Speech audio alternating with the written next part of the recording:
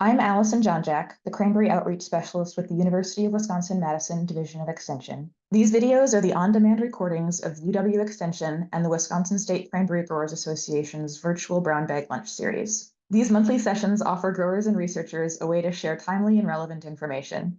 We hope you'll enjoy and continue to engage with us. Hi, I'm Tom Lochner, the Executive Director of the Wisconsin State Cranberry Growers Association.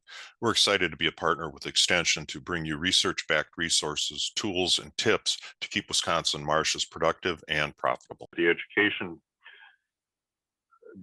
education program, we've taken what we've learned in the last year in terms of virtual meetings and incorporated that into the program. So I think this year you're going to see in-person meetings as soon as we're able to meet safely, and hopefully that'll be by the summer meeting, which will be second Wednesday in August at Robert Detlefson's Marsh in Whittlesey Cranberry near Wisconsin Rapids, and we'll look forward to seeing you all there. But we're going to try and deliver as many educational programs as we can in a useful format to you. And so we always, as always, we want to hear from you about what you think about the programs, not only in terms of the platform they're on, but also the content. So with that, I'll turn it back over to you, Allison, and thanks for making this possible. Yeah, fantastic. So thank you for joining us on the business management topic. We've got 3 speakers today that are experts in an area where maybe I'm more of an agronomic focus.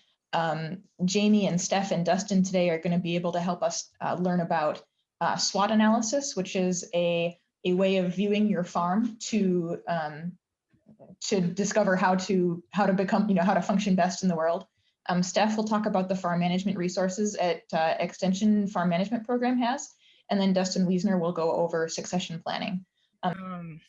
Great. Well, good afternoon, everyone. As Allison mentioned, I'm Steph Plaster. I am the Ozaukee and Washington County Extension Agriculture Educator. I'm part of the Farm Management Program. So I am going to talk about our Farm Management Program overall, but I'm going to highlight our strategic planning and strategic leadership series. We are currently developing this, and we have received a grant to create some online resources for folks. So if you're interested, let me know after the session here. So leadership is about rallying people to a better future. If your farm's at a crossroads, your leadership skills will define whether you envision that better future, and then you can actually rally enough people and resources to make it happen. So that's really a good definition of the strategic planning process. So what I hope you take back to the farm is the definition of what is strategic thinking and how can you use it, the strategic planning process, and what your values and purpose are and how that defines how you make decisions on your farm. So what is strategic thinking? And I really like this to associate this with chess, because chess is a very strategic game. It's all about thinking ahead, anticipating what your competition is going to do, and then taking risks in order to succeed. So you're thinking big, you're thinking deep, and you're thinking across time. So really pulling it all together and thinking outside of the box. And Jamie had mentioned this because she had mentioned this during her presentation with that strategic analysis of the farm. So strategic thinking is being intuitive, visual, and creative. And again, that process comes out in that SWOT analysis. You really want to write it down, draw it out. If you don't like to write, you can draw it. You can throw it on a whiteboard, Post-it notes. I mean, any kind of way that you see fit. Go out and take a stick and draw it in the dirt. I've actually seen that happen. You're using critical thinking to solve complex problems. And then you're diving into emergent themes, issues, patterns, and opportunities. And one of the tools in which you do that is that SWOT analysis that was mentioned earlier. So just looking at all possible scenarios, not excluding anything at first, really being broad and deep, and then anticipating those possible outcomes from your actions or your inactions. So this is my favorite visual when we talk about the strategic planning process. I borrowed it from University of Wyoming. It's called the WIRE process. So it has 3 components: the strategic or the long term, the tactical or the medium term, and then the operation in the short term phases of the strategic planning process. So in the strategic phase, we talk about where are we? We identify where do we want to go? So this is what you have and what you want. And then the tactical, how are we going to get there? What are we going to do? What can you do with what you have? And then once we move to the operational, like we're putting it into plan. Let's do this and see if it works. So strategic planning is, again, that long-term planning, big picture thinking, proactive management. You're designing your own future. And if you design your own future, oftentimes you can make it happen. You're leaning into others' perspectives. Again, really important to include everyone's viewpoints here when you're doing the strategic planning process. So it's that method of envisioning the future, establishing your goals like Jamie talked about, and then deciding how you're going to achieve those goals that you've developed. So before a business can be effective, your strategy must be created, converted into policy, communicated out, and then put to work.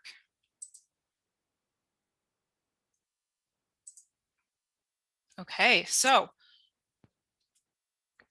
in that phase, we have our steps of that strategic planning. So if you remember the process, in that strategic phase, we are going to establish our values and purpose, and we're going to craft our mission and vision statements, setting those strategic goals, and inventorying our resources. So we move into that tactical part. That's where we're exploring all of those possible enterprises out there. We're developing some enterprise plans. I thought a really good one when Jamie mentioned actually renting those vacation homes. That's a great enterprise that can bring in additional money to the farm. And then we're going to develop our flow of resources and then move that into that operational, that like putting it into action. We're going to implement our plan. We're going to monitor and adjust our plan, and then we're going to replan. This is not a one and done. And I think that's what the cheap sell of the strategic planning process is. It's really easy to say, okay, like we're going to do this, you're going to do it once, and that's it. It's going to be a heavy lift. But actually, strategic planning is almost a constant process because you're monitoring, adjusting, and you're replanning. And if you continue to do this, it actually becomes very easy. And you just always have it in the back of your mind, and you have those steps set up in order to make sure everything is running smoothly. Again, because you're defining your own future and not letting it happen to you. So I wanted to touch on just one part of this planning process, and that's values. So I love this quote. I'm not entirely certain it's actually from Elvis Presley, but I love it. So values are like fingerprints. Nobody's are the same, but you leave them all over everything you do. And that is one thing that we really want to make sure we live by in our businesses. So when you establish your values and purpose, this is the why behind what you do. It's what motivates you. So your values, and you should define these. This is the most important part. That visual aspect is actually putting it on paper, writing it down, taking a Sharpie and writing it on a wall somewhere. What are your values? That's the quality that you define as being useful and important to you. Your definition of the degree of excellence, something that is morally or personally valuable, something considered or highly rated, or a closely held belief. So common examples that I see, especially with farm businesses, sustainability, profitability, of course, doing the right thing, having integrity, building that sense of community, being solution oriented, focusing on the family or focusing on faith. I can tell you like a personal value of mine. And I developed this when I was in college because I used to be a very shy person. I hated talking to people. I hated talking in front of people. And in college, I went through a leadership boot camp. And I defined my personal core values. And mine is courage. And that has really helped me because I knew I wanted to be an extension and I wanted to work with farmers. And the only way I could do that was being courageous and getting over that fright of talking to people and of presenting in front of folks. So I keep that very close to my heart. And I think about it all the time. That courage, that's an important value to me. So it's just as important to communicate your value. And we've heard that a couple times already today. So ways that you can do this is leading by example, reminding yourself and other leaders of your business frequently of what your values are and how you can implement them daily. and in the decisions you make. So embedding them in your training and your onboarding, it's really important that your employees know what your values are, because that will help them. That helps them figure out if they're aligned with that and if they want to continue working with you. If they don't align with them, you don't want them there. But it also helps them as they're working to keep that in mind. It helps them with their decision-making process. Okay, embedding those values in your communication tools. If you have weekly meetings, annual gatherings, feedback and employee reviews, it's important to say, hey, you are meeting this value, great job. Or we'd really like to see you improve because this value is not being displayed. Board posts, posting it on the farm, posting on signs, posting it in the tractor. Important to remind folks of that. If you have a website, putting it on your website, Facebook, video feed, always putting it out there. Rewarding and highlighting that behavior that supports those core values and the purpose, the why, and what motivates you. You can do prizes and praise in front of the whole team. And then display or remind those values during your interactions with your partners, because your partners should know what your values are too, because it might encourage them to do business with you rather than someone else.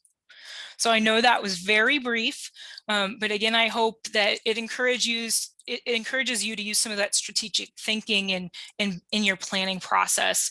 And then it encourages you to look into what your values are, how you share those values, and develop your purpose. So if you want to find out more about our farm management program, we have a website that's farms.extension.wisc.edu. This is the front page you will see when you land there. You can see we have information on pricing and contracts, budgets and benchmarks, financial information, business development, transition, and success. Again, this is where a lot of information that I personally work on is held. Policy, markets, and marketing, human resources. We have a great human resource management program for farm managers and leaders. It's called Becoming the Employer of Choice. If you're interested in that for your farm, please just let us know. You can find information out about us on this website. And then we have safety and health information and COVID-19 information. If you go up at the top, I don't know if you can see my mouse, but we have an events tab you can click. We're running right now through winter a Farm Management Fridays. I just came from that. At 11 o'clock every other Friday, we do a YouTube live stream. And today's topic was, is equal fair? So we were talking about some farm succession and inheritance issues. So those are recorded. You can go back and view all of those, and we'll be continuing those through April. So if you're interested, check that out. And I believe that Alex got those integrated with the calendar on the WSCGA website. If you're wanting to have all your things in one place, you can go register via that method. So thanks, Alex, for that. Yeah, thank you. That's great. My contact information is on the screen. If you have more information, or if you want more information, or you have some questions, welcome to look me up, give me a call, or shoot me an email. Thank you. Awesome. Thanks, Steph. I'm going to stop sharing your screen so that I can share mine again. But again, welcoming people to ask questions either via the chat or via the main, via unmuting and asking a question. I think a lot of both Jamie's content and Steph's content, really focused on the benefits of, communication, which we hear about all the time, but having information, those few core things that you really agree upon, and having those kind of be tip of everyone's tongue really does help get things accomplished better. I'm going to switch back to sharing my screen here. I know this is a topic that is maybe a little more personal than some of the agronomic questions that we often have. So if you want to ask a question and have me ask it on your behalf, in the chat box, use the little drop down and send the chat to Allison Jonjak. I'm also going to make a quick poll here. I've got a few questions prepared, and I want to know which ones the audience is going to find most valuable, whether we want to focus on tactical versus strategic questions, establishing marsh values, maybe hear more case studies, maybe hear planning for retirement. I want to make sure that, with all the different people on the call that I hit the right things. So if people want to bring those questions in, and as we're seeing the questions come in, Jamie, are you able to unmute yourself? I'm having a good number of questions about how to establish marsh values. So maybe if you wanted to talk about what that looks like when you've sat down with families to go through that process. Yeah, I have a lot of people asking how to establish marsh values. If that's not a process that they've gone through, what's it look like when you sit down with a farm that you start working with, kind of collecting the right people in the room, and then how do you start to establish values together when it's a group of people who have this maybe intrinsic agreement at the pit of their stomach, or maybe even disagreements that they don't know about yet because they haven't talked about them yet. So I guess my mind is thinking, are you talking financial values or core values, or? I think like core values. Yeah. So, I guess when we sat down and go through core values, we kind of provide examples, a listing to our members that lists several different values, and we have each family member kind of go through and circle what they feel is their core value or a value for their marsh or farm. And then we pull the group we have them do it on an individual basis, but then we pull them together and then identify what's similar or what's different. So, the similar things, that's great. You could say, well, if 3 of the 4 are saying the same thing, that's good. But then what are the things that are different and why? And have them talk, we have them sit down and talk about, why they chose a certain word or quality or value, and talk about it. And then somebody might say, you know what, that really does define who we are and where we want to go. And so that's kind of an approach that we do. And so we kind of do it individually, pull them together, and then narrow it down to, we like to pick maybe the top 3, probably no more than 5, but what are those core that, core value that best represents you and how you want others to see you. Does that answer the question, you think? Yeah. What you're looking for? And I guess just also the nice thing is when they start working with family farms group, they kind of put them in like a pressure tank. And so you're kind of in for a week of this removed from the marsh strategic thinking. And that I think feeds into the good results, is having everybody kind of laser focused on that. Right. I think that's the key thing, is having the key people all together at the same time for a period of time, not having people in and out, but focused on it and making sure everybody has a voice, making sure everybody's heard. Because sometimes, you've got the people that are more outspoken and they're always talking, and you've got some that are a little bit more quiet. And so it's important, like we have to try to help facilitate and make sure that we really know that everybody's saying what they really feel and everybody is talking, because sometimes you have people that just need help expressing themselves. So, and Steph and Dustin, if you guys want to unmute yourselves and have yourselves on hand, if you would care to talk a little bit about how to establish marsh values. Yeah, I can talk a little bit about it. One of the things that when we're working with farms on establishing their core values is doing kind of an activity where you just, we talked about it called the 5 whys. You continue to ask, like, what is important to you? So that's your first question. Like, what is important to you as a person and what is important to the farm? And then you continue to dive in, well, why is that important to you? And then why is that important to you? And it gets really repetitive and annoying, but once you narrow down, this is really important to me because we value our family above all else. We value creating a wholesome product. Using that activity can really, really help go just beyond the, oh yeah, that sounds like a great idea, I'm going to use that one. Like, I'm going to go and Google like all of the core values that I can find, and then I'm going to pick like my top 5. I've seen that before too, but it doesn't make it as personal.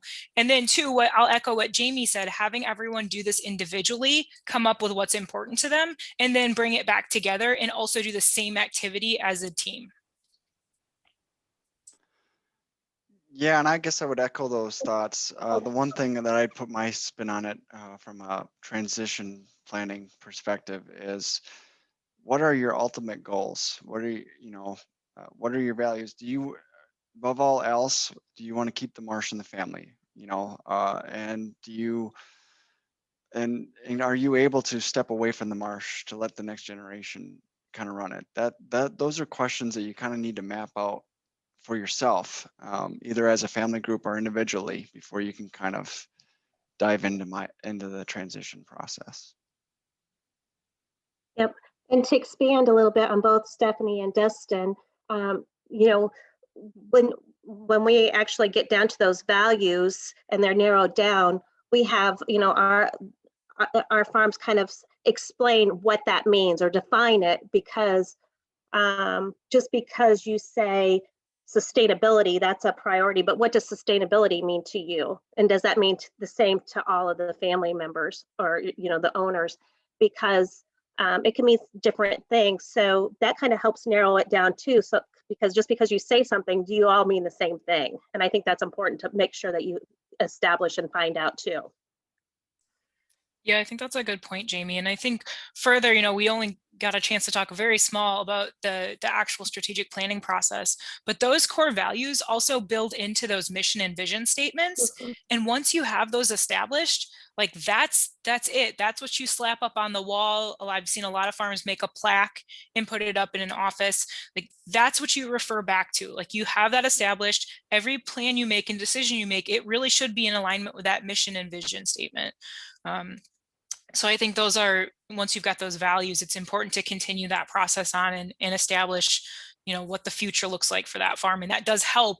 Like the strategic planning is a really important step with that transition and that farm succession process too. It gives you your base for making that plan.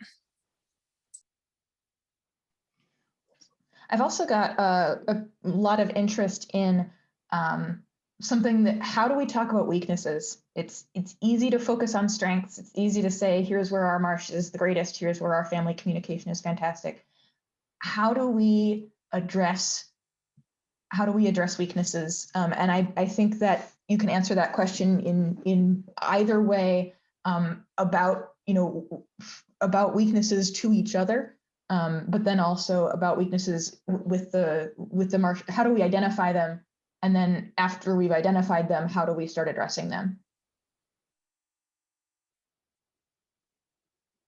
Yep. Well, first, I think, you know, it's talking about them and writing them down, you know, like Steph said, you know, and I said, you've got to write them down, and not be afraid to talk about, you know, sometimes we don't like to talk about our faults or where we're struggling, but we all have those things. And, you know, I think just identifying, you know, a lot of times it's people or communication, and that's always where I think you need to start, is people and communication, because you need communication and people to do just about anything.